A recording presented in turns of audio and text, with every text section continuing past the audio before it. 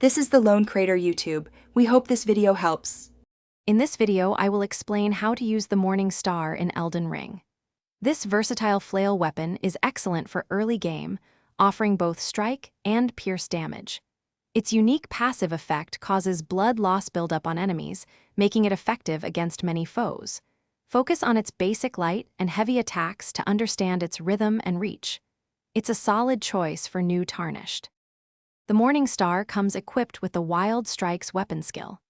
Activating this skill allows you to unleash a flurry of continuous attacks, dealing significant damage and building up status effects quickly. Hold the skill button for extended combos. This weapon primarily scales with strength and dexterity, so investing points into these attributes will greatly increase your damage output. Consider your stat distribution carefully. To maximize your Morning Star's potential, upgrade it using smithing stones at a blacksmith. You can also infuse it with various ashes of war to change its skill and scaling, tailoring it to your playstyle. For example, the blood affinity enhances its blood loss effect. Equip talismans like the Axe Talisman to boost charged attacks, or the Lord of Blood's Exaltation to benefit from blood loss.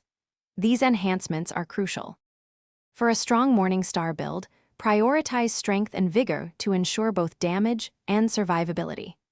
A hybrid approach combining strength with faith allows you to use powerful incantations for buffs and ranged attacks, adding versatility.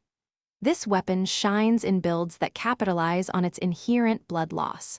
Remember to check the description for the link to the smart speaker and other great deals. Experiment with different armor sets and talismans to find your perfect setup and conquer the lands between. Thanks for watching. Consider subscribing if we helped you.